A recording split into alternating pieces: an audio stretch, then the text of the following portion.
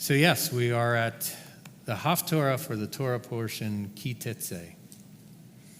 And the last three chapters, Isaiah's words have focused on God's mission of salvation and redemption of Israel. The agent that will accomplish this on behalf of God is variously called the arm of the Lord or the servant, this divine entity. He works in the life of Israel according to God's will. The arm of the Lord is very ancient. He visited Abraham. He redeemed Israel from bondage to Pharaoh. He parted the waters. He led them through and protected before them and after them. In Isaiah 53, we hear how the revealed arm of the Lord must be brutalized and die and then resurrect in order to accomplish a critical task, the task of removing the guilt of Zion, Jerusalem, Israel, and anyone who will, as it says, believe our report, so that the plan of redemption may progress. Those chapters from Isaiah clearly make a connection between the arm of the Lord and the suffering servant. I've been touching on this point repeatedly this year, and I hope that you're now able to see that the crushing of Jerusalem and the temple was in sight for Yeshua, and how he saw his painful crucifixion and death as directly parallel to the siege and the destruction of God's holy city. And therefore, we must conclude that the resurrection of Yeshua, 3 days later, is therefore parallel to life from the dead for this crushed city. And I hope to once again today show how the words of Isaiah are related directly to Yeshua and his mission, not only to save individual souls of all mankind, but also specifically to restore Jerusalem, Israel, and the people to the land. In my sermon last week, I used the imagery of waves, the surf, to describe the varying voices that arise out of Isaiah. You know, ask any surfer or an oceanographer, and they'll tell you that waves tend to come in triplets. They sit out there waiting for the waves to come in, and they come in threes. Groups of 3 waves tend to come, followed by a brief period of rest, then 3 more. The voices of the entities in Isaiah also seem to come in threes. Zion, Jerusalem, Israel, as well as Adonai, the arm of the Lord, and the servant. But wave patterns are very complex, varying in intensity and character. Now foaming, now curling, now murmuring, then catching the light of the sunset or glinting with the brilliance of the noonday sun. Often, other elements are carried along on these waves. In this way, we see other elements reflecting out of the waves of the surf as the temple, things such as the temple reflecting out, the tabernacle, the wilderness reflecting out, the children of Israel, and of course the pinnacle of the divine nature and the purpose of the brilliant light of the salvation and justice of the Lord, all glimmering off of these waves, coming through the voice of Yeshua. The element we will hear in the waves today, in today's Haftorah, includes these elements of marriage and childbirth and the household, speaking in terms of tents, as well as covenantal renewal. To connect with our previous imagery, the renewed life of Jerusalem from the rubble of destruction and the exile of her children is the underpinning of the imagery used by Isaiah, including marriage, rebirth, repopulation of the city, and restoration of the covenant. That's the underpinning. Therefore, in Isaiah chapter 54, Isaiah shifts his attention back to the holy city once again as a bride and a mother. And as we proceed to talk today, we'll refer back to these various statements of Isaiah, but there's a picture I wanted to share with you. Could you cue up that slide? I want you to see that picture. This is a picture from a Yemenite Jewish wedding. The Yemenite Jews maintain some of the most ancient and beautiful rites in all of Judaism. The Yemenite henna ceremony, which is the preparing of the bride, even today carries with it ancient Jewish wedding traditions that would have been recognizable to those that wrote the Torah, to the pre-exilic Jews. Lots of food and dancing with the accompaniment of percussion instruments. When Isaiah uses the phrase, deck yourself like a bride, it's very similar to this. It's what he's talking about. You can turn that off. We'll see it again later. So this Torah portion. Sing, O barren one, who has not given birth. Burst into singing and shout, you who have not travailed. For more are the children of the desolate than the children of the married one, says Adonai. This is a beautiful way to enter into this, and this imagery of the bride and the mother. But I believe to truly get the force of this verse, we must grab a hold of three more statements that are found elsewhere in Isaiah. Back in Isaiah chapter 49, verse 14, Zion's voice rose out of the prophet, and it said, the Lord has forsaken me. The Lord has forgot me. This is the voice of a bereaved wife who feels abandoned by her husband, unable to fulfill the imperative to have children. Then in verse 17 of that same book, swiftly your children are coming to you, it says. It's this comforting thing. Don't worry, swiftly, your children are coming. And then finally, in verse 20 of chapter 49, it says to Zion, the children you thought you had lost shall yet say in your hearing, the place is too crowded for me. Make room for me to dwell. The sudden arrival of the lost children is astonishing in its scope. And so the servant goes on to tell poor Zion in verse 21 of chapter 49 what her likely reaction will be. You will say to yourself, who bore these for me when I was bereaved and barren, exiled and disdained? By whom were these reared? I was left alone. And where have these been? You see this amazing restoration that's happened even in our lifetime. It's the theme for chapter 49, and it comes once again on the waves of this prophetic tide in Isaiah in chapter 54. He says, sing, O barren one who has not given birth. Burst into singing and shout, you who have not travailed. For more are the children of the desolate than the children of the married one. You see, the echo of the bereaved Zion from chapter 49 is once again being addressed in this. And it will return again in a future chapter.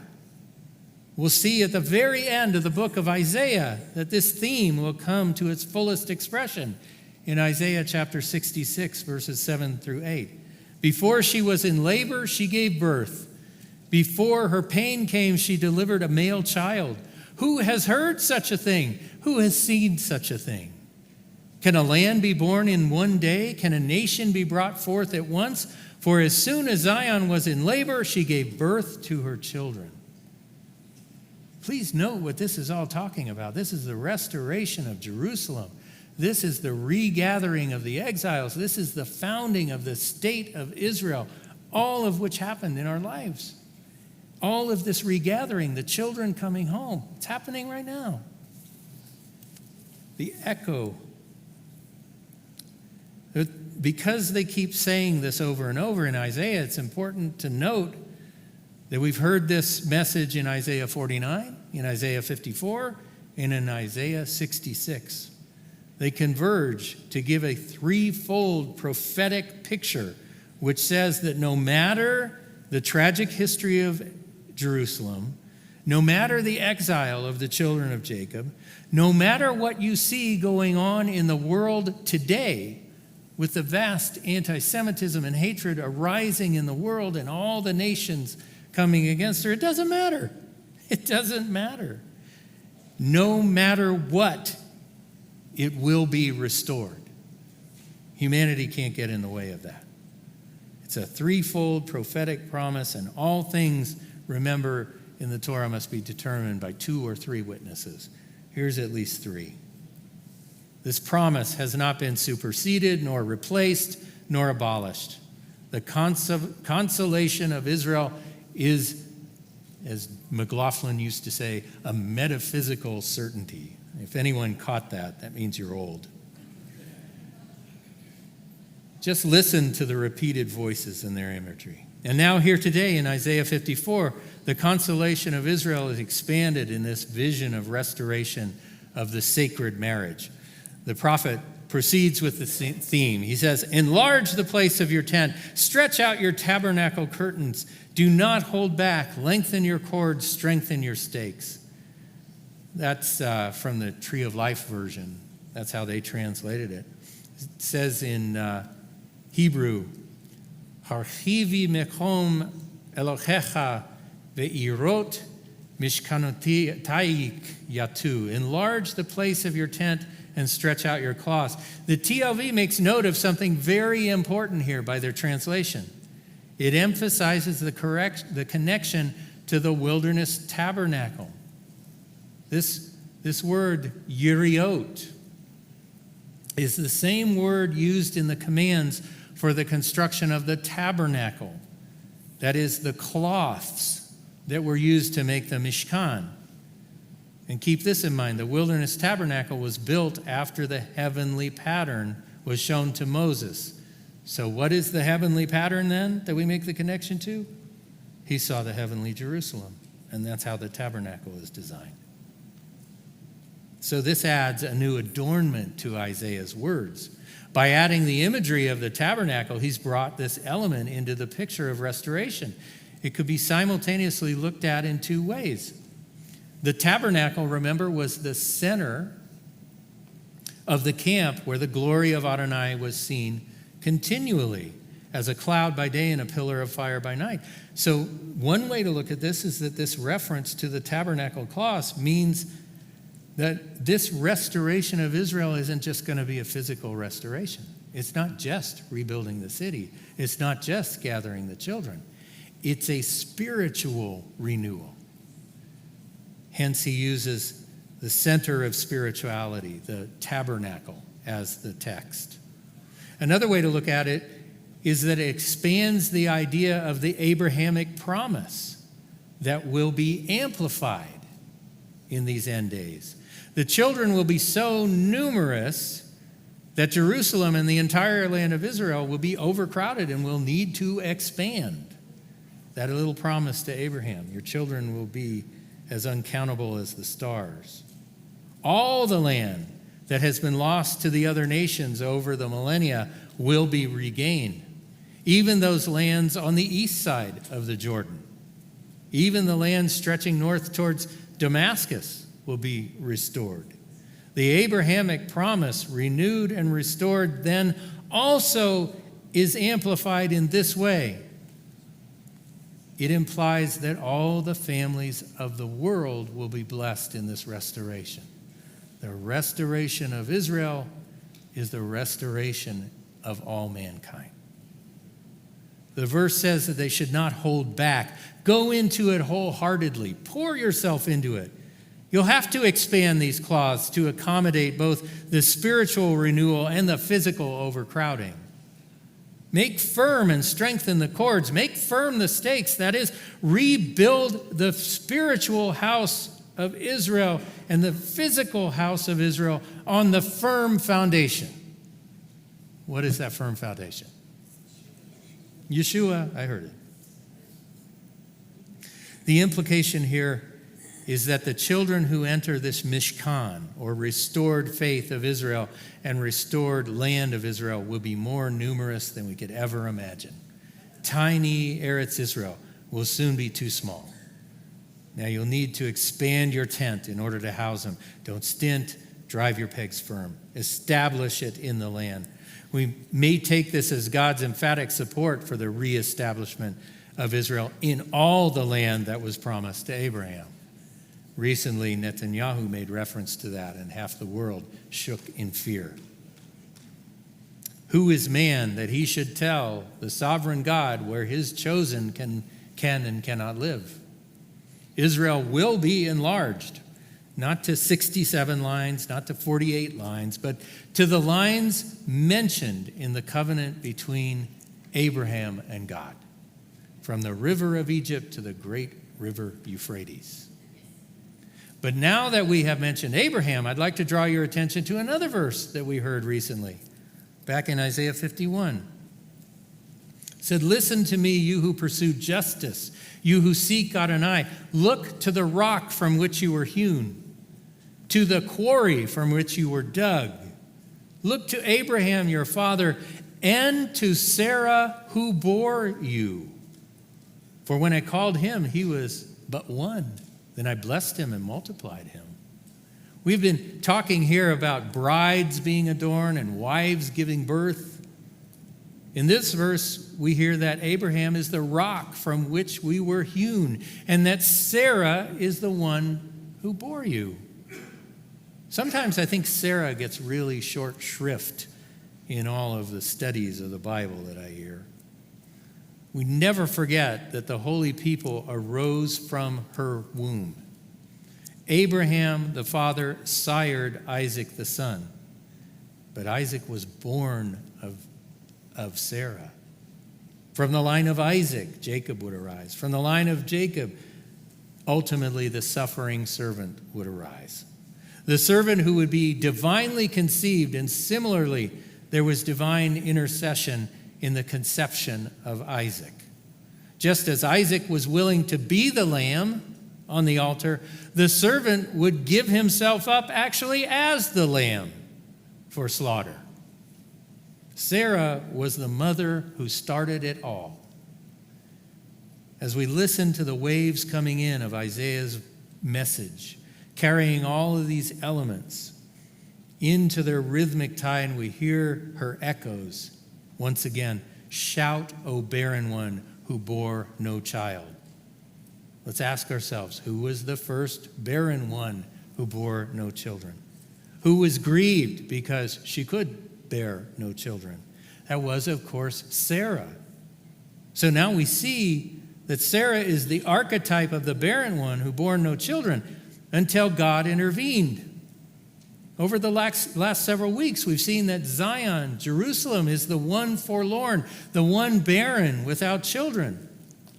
Now we can add Sarah into that triad imagery. Zion, Jerusalem, and Sarah all coalesce into one thought in the voice that arises out of Isaiah. Zion, Jerusalem, Sarah has been subjugated when the leadership of the nation went astray. First, Assyria got as far as her walls.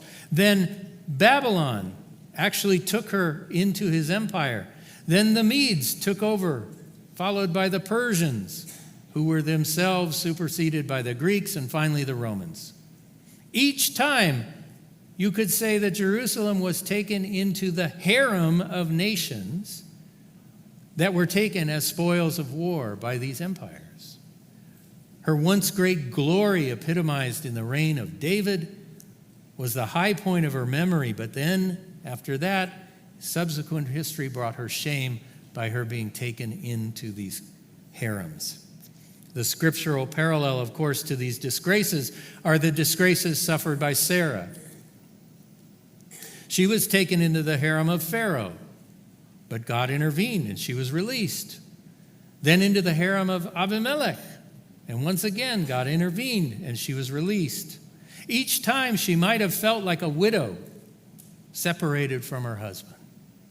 But through God's faithfulness and his miraculous interventions, she was finally restored to her true husband. Sarah's fate predicted the fate of Jerusalem. Thus, Sarah is the archetype of Jerusalem. And she is in view when the divine voice speaks through the prophet in verse 4 of Isaiah 54. Fear not, for you will not be ashamed, nor cringe, for you will not be disgraced. For you will forget the shame of your youth and you will remember the approach of your widowhood no more. And now the divine voice seems to have Sarah and Jerusalem and Israel in view when he says in 54:5, for your maker is your husband.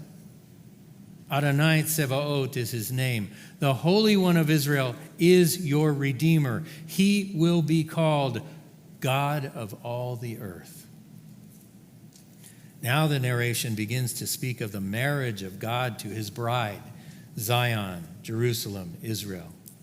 In our title view of this narrative, we need to see that Sarah has been in the background of the sound of these waves all along. This is because we need to understand that her life story was bound up in the history of God's chosen people and his chosen city. Now we will look to the sweetness of the bonds which God has for his bride. Isaiah 54:6, for Adonai has called you back like a wife deserted and grieved in spirit, like a wife of one's youth that is rejected, says your God. This is the voice of consolation. Now God is calling her back. In previous texts, we saw how the ruined city lay forlorn and abandoned, a pile of rubble. And the gospel texts tell us of the 3 days that Yeshua also lay as if dead and forsaken.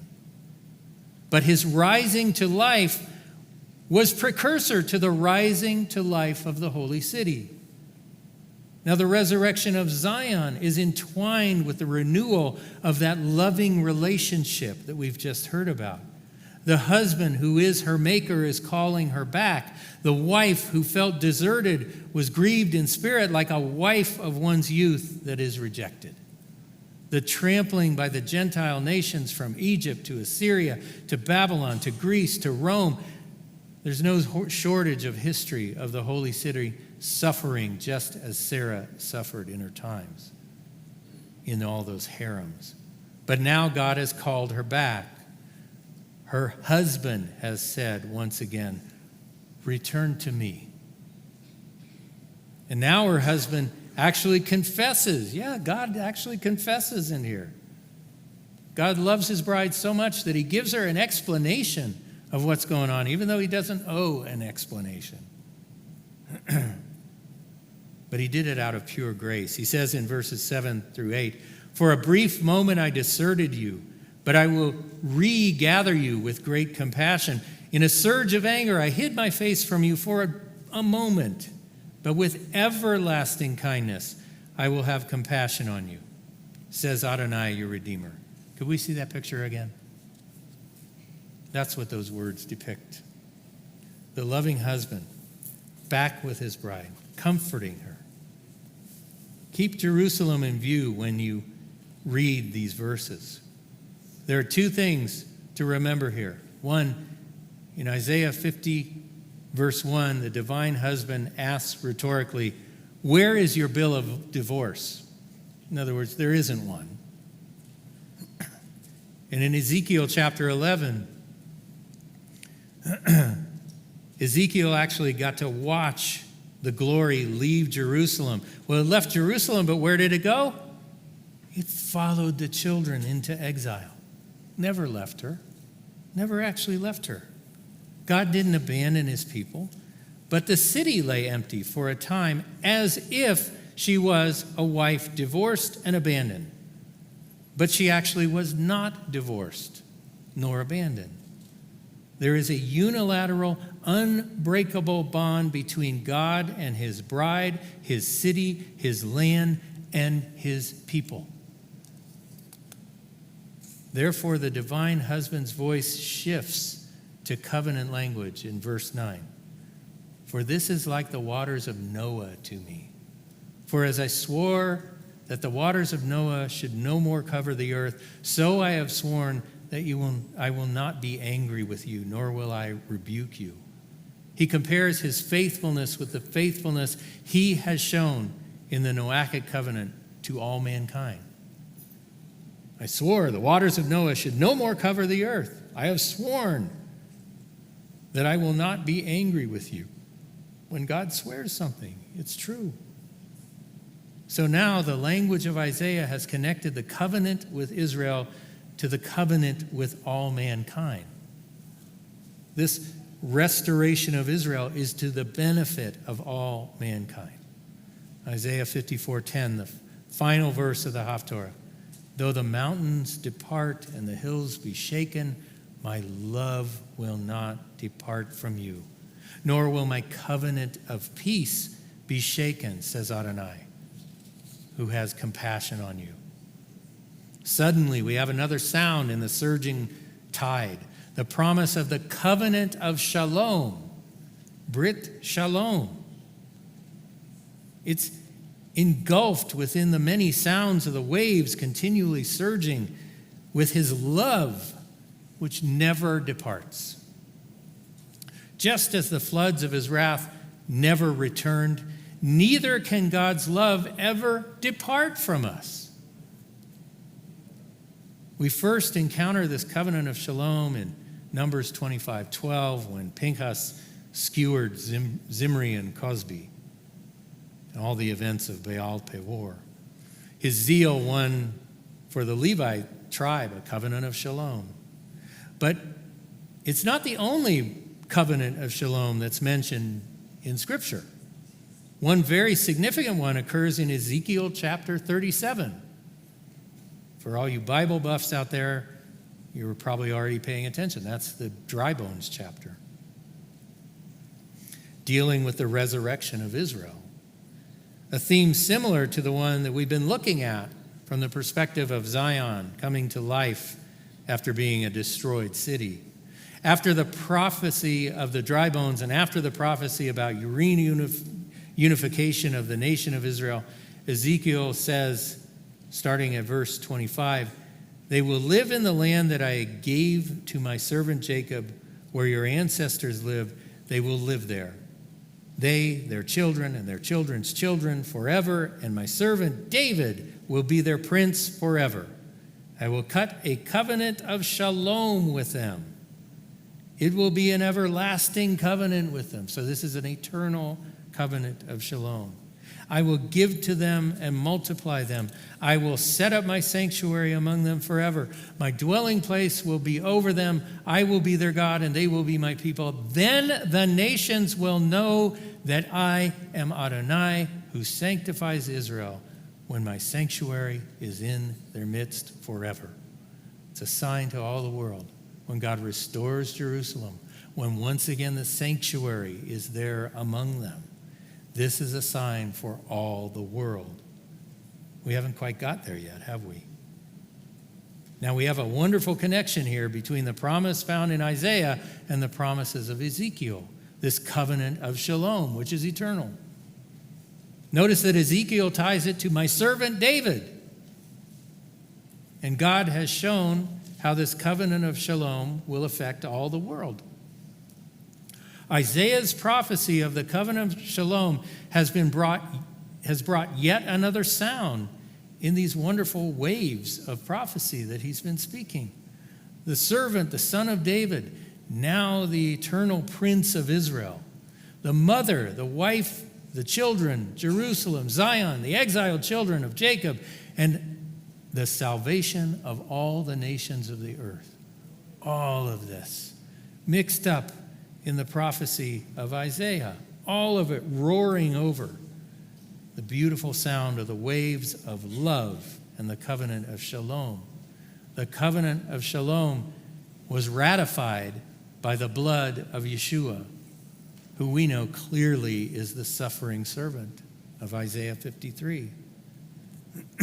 Matthew 26:27-29 says, and he took a cup, and after giving thanks, he gave it to them, saying, drink from it, all of you, for this is my blood of the covenant, which is poured out for many for the removal of sins. This is the heavenly and eternal covenant of peace in the blood of Messiah, which is anchored in the heavenly Jerusalem, the land of Israel, the people of Israel, and all mankind who will come to the knowledge of the one true God. Paul makes these connections himself in Galatians chapter 4, when he uses the imagery of the barren childless one from Isaiah 54 as an allegory for the freedom found in the renewed covenant in the blood of Messiah. Galatians is often interpreted in many strange ways, so I always have to give my warning if I'm ever going to talk about Galatians. And this text in particular, in Galatians chapter 4, it's usually used to justify supersessionism and replacement theology. The idea that Christianity has replaced Judaism, but this is an incorrect understanding of the text. Paul clearly calls this an allegory. It's an allegory, which means he's using imagery found in previous texts to make a point in his current times. It's not the literal meaning of the text. And as my professor always says, we do well not to base doctrine on allegory. All right, so there's my warning. That's my little caveat. In this allegory, Paul makes a contrast between the free Jerusalem, which is the heavenly model of Jerusalem, and the enslaved Jerusalem here on earth. Remember that the tabernacle was made based on the heavenly model of Jerusalem. Remember that. The Torah of the altar and the furnishings and all of the priesthood and all that stuff are based on the pattern in heaven, which God showed to Moses.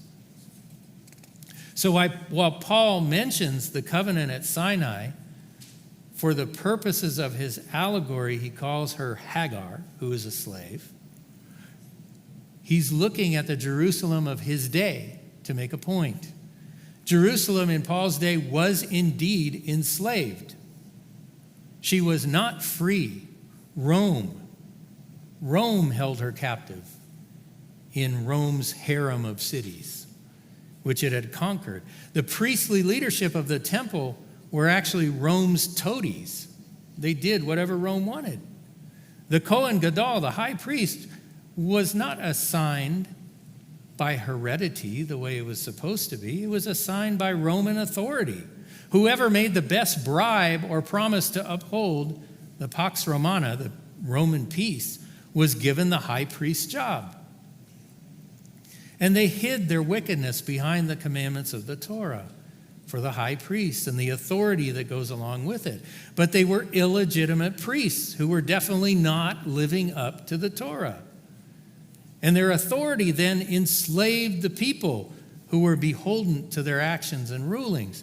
The leadership of the Sanhedrin at the time that Paul wrote Galatians also had to keep political concerns of Rome in the forefront. For this reason, Paul declares in Galatians, the present Jerusalem, for she is in slavery along with her children. That's what that means. It's not a general condemnation of Judaism, only of the illegitimacy of the leadership at the time. Rome's toady priests. The contrast then, he says in verse 26, but the Jerusalem above, that is the heavenly Jerusalem, the Jerusalem on which the pattern of the tabernacle and the temple was made. The Jerusalem above is free. She is what? It says in verse 26, she is our mother.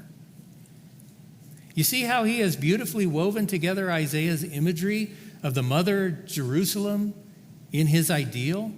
That those who follow Yeshua are in his eternal covenant of peace, which Isaiah spoke of. And so he quotes directly from our Haftorah today in Galatians. He says, for it is written, this is verse 427, for it is written, rejoice, O barren woman who bears no children. Break forth and shout, you who suffer no labor pains. For more are the children of the desolate than the one who has a husband. In this allegory, we now see that Rav Shaul, St. Paul, is saying that it is through Yeshua's covenant renewal that the cloths of the tent will need to be expanded.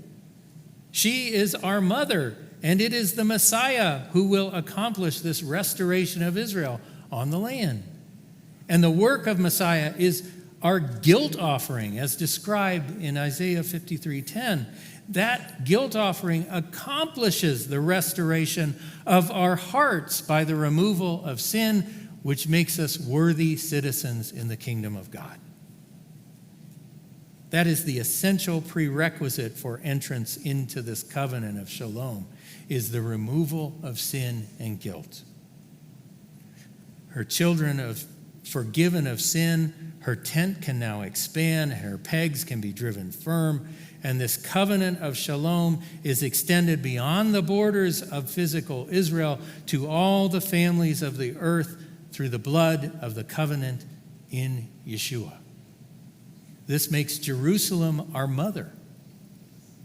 If you're following through this thread that I'm pulling, this makes Jerusalem our mother. Psalm 87 actually says this. I'll leave you with these words. But of Zion it will be said, this one and that one were born in her, and Elyon himself will establish her. Adonai will count the register of the peoples. This one was born there. Then singing and dancing, all my fountains of joy are in you. You see, this covenant centered there makes Jerusalem our mother.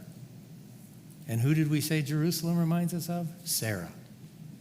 And Sarah is the wife of Abraham, and we're talking about the Abrahamic covenant finally being fulfilled, where Israel is on the land and growing, and all the nations of the earth have come to faith and are found then in the blessing of this precious eternal covenant of shalom. Amen.